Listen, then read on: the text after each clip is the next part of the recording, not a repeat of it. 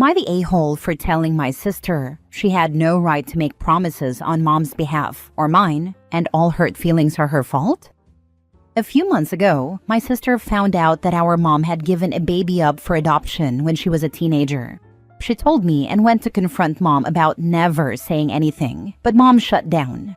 Our dad told us that mom had been abused by someone in her family for years, and the pregnancy was a result of that. She wanted a termination, but her family prevented her from getting one. They wanted her to raise the baby, but she didn't even want to touch her and refused all contact in the hospital and said she wanted the baby to be adopted out. Her family tried to stop it, but mom threatened to reveal who the father was if they made her keep the baby.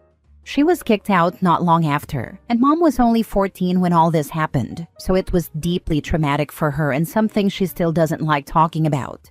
She only told dad once, and they never talked about it again. That's why dad told us. My sister told her she was in touch with the person mom gave up for adoption, that this woman wanted to meet her and ask questions, and wanted to meet us all. Mom said she wouldn't meet this woman and would not answer questions. My sister didn't listen though, and told this woman that mom had agreed to meet her. She actually went beyond that, and lied and promised that we all wanted her to be a part of the family as a daughter/sister, and that mom had loved and missed her and thought about her every single day. Then she brought her to the house during a family dinner. Mom fell apart when she realized and locked herself in her bedroom. Dad told my sister she had to leave and had to take her guest with her. Dad went to check on mom, while I made sure my sister actually left. My sister wanted me to leave with them and go to lunch, and that's when I found out about her promise for a relationship with everyone. I told my sister I wasn't going, and she left super mad at me and at our parents. My mom isn't talking to my sister right now. My dad told my sister she had no right to pull the stunt she did, and my sister keeps trying to pretend I'm on her side when I'm not. She keeps talking about how hurt the woman was, that we didn't want to meet and know her, and that she was treated like a criminal when she isn't to blame for how she was conceived. I told my sister she had no right to make promises on our behalf, and I said all hurt feelings are her fault for lying in the first place. My sister said it should be about how we feel. I said the fact is, it'll never be.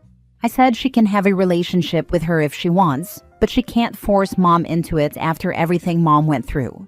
Am I the a-hole? Now for the top comments. Not the a-hole. I can't help but feel awful after reading this. Your poor mother was ambushed and traumatized all over again. Please talk to your dad to get her some therapy and go low contact with your sister. Mom doesn't want therapy because she doesn't want to talk about her past again. Dad said he has tried suggesting it a few times, but she just isn't interested. So he tries to be there for her when she needs it. For the most part, she does really good. I know we didn't notice anything before, but this will be a huge setback for her. And my sister is too busy worrying about herself and the woman who was adopted. She is not worrying about the adopted woman. She set her up for an unbelievably heartbreaking and completely unnecessary encounter. This was just as cruel to your half-sister as it was to your mother. Yes, this poor woman believed she was connecting with her bio family and not only finds out she's been duped, but that she is the result of rape and incest. Your sister has done an incredibly cruel thing. Not the a-hole. Oh my God, your sister. How disrespectful. I don't even know you, and I'm so angry at your sister right now. Disrespectful, no compassion, liar, clueless, egocentric, so freaking oblivious. How could she have done this to your mother after your father told you the story? I think I would have hit her, and I'm so against violence. I don't get how she could do it to mom either. I mean, she might have wanted to know about this woman and be family with her, but she knew mom didn't want to meet her or have a relationship. She knew mom couldn't even talk about it. Now she's re-traumatized my mom and hurt this other woman who didn't ask for that. Next story. Am I the a-hole for letting my sister-in-law interview me about being a birth mother, knowing my answers wouldn't be exactly what she was looking for? I, 34 female, gave birth to a baby boy when I was 20 and I put him up for adoption. I don't know anything about him and never had any contact with his family or him. This isn't something I keep secret, but I also don't go into the details frequently either. My husband's younger sister, 22 female, became a young mom at 17. She and her boyfriend considered giving their baby up for adoption, but decided to keep their child and raise her. This made sister-in-law passionate about adoption and adoptee rights and birth mother rights. She fell somewhat down the anti-adoption online rabbit hole. Not to say there aren't negatives to the industry, there are, but she's got a lot of wrong ideas. She's also a college student and focuses a lot on adoption for her assignments.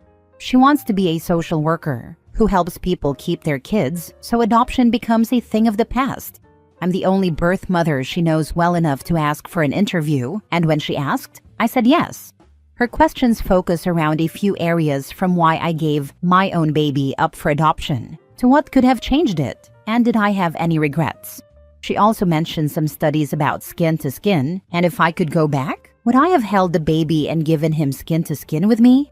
I'll sum up what I told her and answered with, I have zero regrets about giving the baby up for adoption, and if I had to remake the choice, I would. This was the only good decision for him. For that reason, even though skin to skin has benefits, I would not have held him knowing about those. Had I held him at all, I would have kept him, and his life would not have been good.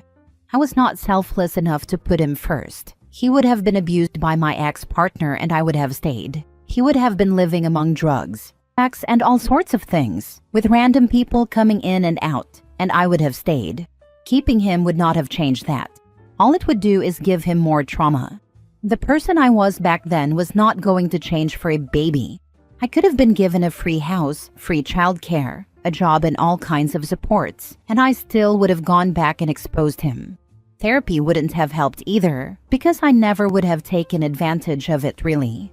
I told her I went from one abusive household, my parents, to another, my ex, and that I was enjoying being rebellious and pissing my parents off.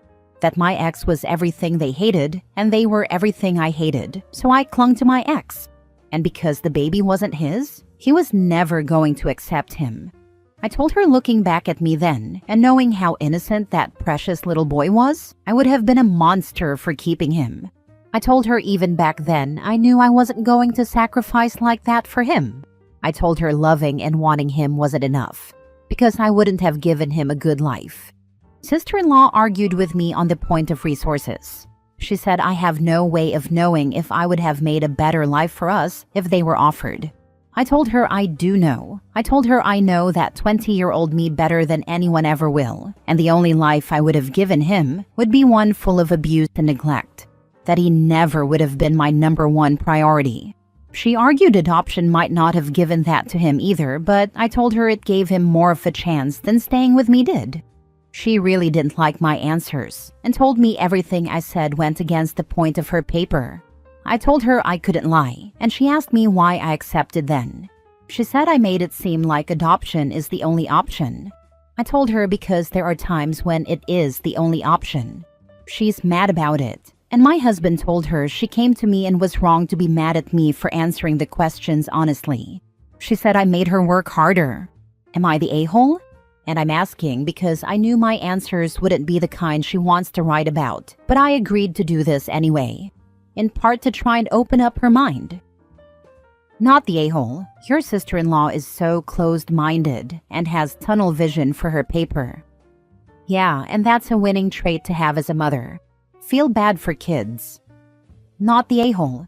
She needs to see both sides if she's writing a paper about it. If she is purposefully skewing the data one way, she won't be a very good social worker, as she will ignore what doesn't fit her narrative. She won't be a good or an effective social worker at all. She has this skewed view of adoption. Each case a social worker takes on must be vetted thoroughly to find the best outcome for each family. Sometimes adoption is the best option in these cases. She'll be hurting families instead of helping. I hope she doesn't get hired if she's going to push for kids to stay in abusive homes. It sucks how big of an impact on a person's life can be done just because of someone being hired for a position they were never a good fit for.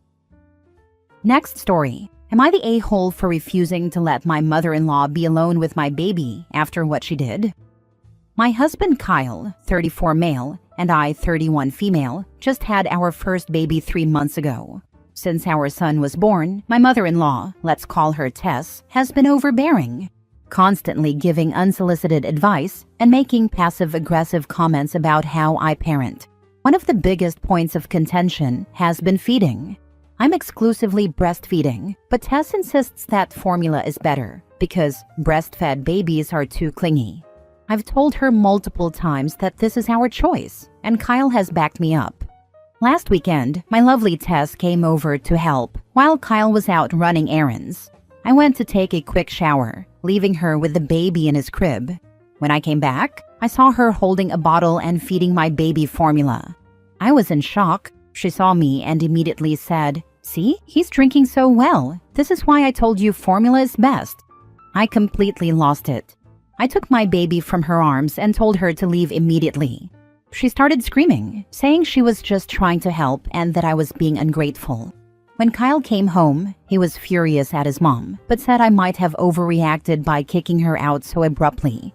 Since then, Tess has been playing the victim to the whole family, saying I humiliated her and that I'm keeping her from her grandson. Some family members are saying I should apologize and let her see the baby again, but I don't trust her anymore. So am I the a-hole? Now for the comments. Not the a-hole. Do not leave the baby alone with her. Let her know that she crossed a line, and therefore her privileges of being alone with the baby are revoked. Until she can respect your parenting choices, she doesn't get to be alone with him. Thanks for the advice. Now I'm just ignoring her at my husband's request, so I don't completely turn half the family against me, but I'm definitely not going to let her stay with the baby anymore. She had no business feeding the child something the parents do not approve of. You just don't do that. She was deliberate in her actions. She went and purchased formula in bottles and snuck one in, and as soon as your back was turned, fed the child. This wasn't an oopsies. This was calculated. What if your child developed food allergies down the road? Is grandma going to feed the child the allergen because she knows best? Nope. Not the a-hole. She needs a long time out until she can apologize and take responsibility for her actions. Even then, proceed with caution. I'm exclusively breastfeeding, but Tess insists that formula is better because breastfed babies are too clingy. She is a moron. Have her read a bunch of studies on how carcinogens and toxic stuffs, lead, arsenic, etc., were found in baby formula. Not the a-hole. She is clueless and going to damage that baby's development. Thanks for the encouragement. I am aware of this, which is why I insist on breastfeeding. She reads all these stupid magazine articles and is always trying to prove to me the benefits of formula feeding. I'm betting she herself had trouble with breastfeeding her own babies and is jealous of you, or was unwilling to do it for hers and feels guilty. Just a hunch, because her blabbing away about formula being superior to breast milk is nonsense. Not the a-hole. Last story. Am I the a-hole for telling my husband that you don't lose weight magically after going to the gym? My husband, 33, and I, 24, have been married 2 years, and we have a 16-week-old daughter. Prior to my pregnancy, I was active but not as active as my husband. He is big into fitness and stuff, and I really am not. I just worked out because my doctor told me to. I only ran maybe twice a week and had a Pilates class every Sunday. I weighed 120 pounds before pregnancy. During pregnancy, I gained 40. Lost 20 right off the bat after having my daughter, which my doctor said it's normal through my baby herself, fluid, placenta, all that. And I have been working on losing the last 20. While my body looks different, I don't really care, as I am just glad my baby is so healthy and perfect. However, my husband started mentioning my weight at 2 weeks postpartum, literally. He would say it and frame it in a way that was a compliment, but it wasn't. "Oh, you look so good. You look like a mommy now." Or I wouldn't guess it was a whole 20 pounds, maybe just 10 or so. I just rolled my eyes and told him to stop. Honestly, I didn't care. Those comments happened maybe twice a week, so it was easy to forget. My doctor told me to wait 12 weeks before returning to strenuous exercise, so I did.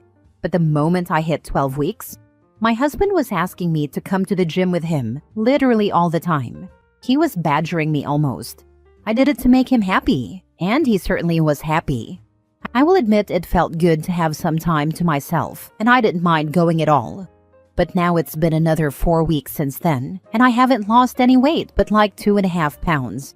My husband seems to think this is because I snack too much, and he told me that. I told him I have to. I am breastfeeding. So that started an argument. He told me that I should go back to Pilates to tighten my tummy again. I told him I'd rather die than do that right now, to be honest. He told me, fine then, at least try harder. I told him I am trying my absolute freaking hardest, and you don't just magically lose weight in the gym. He wholeheartedly disagrees with that, and went on a tangent about how he loves me and my body for carrying our baby, but he wants me to still take care of myself for my health. Whatever. I mean, I get that sentiment. A lot of my postpartum appointments centered around my health as well, but it's more things like recovering, sleeping and eating enough, not working out. So, am I the a-hole here? Your husband is a douchebag. I am afraid he is. You're frigging breastfeeding. You need excess calories to feed your child. Your body also doesn't heal all the way till like 9 months postpartum. Tell him to buzz all the way off. It took me 3 years to stop feeling constantly depleted. And the only thing that got me there was that I stopped restricting calories and ate as much as I wanted and needed. OP, there's a super easy way for you to lose like 170 pounds in one fell swoop. Do you know that inside you have a wound the size of a dinner plate that takes 6 months to heal? Your hormones take 1 to 2 years to settle down again, can be even longer if you are breastfeeding. Your body made a whole other body, and some parts of you will literally never be able to be the same size or strength again. Your husband needs to sit down, learn some stuff, and stop being such a pig. You have a daughter. You need to snap him out of this, or think seriously about leaving in the future, because you do not want him to start on your daughter.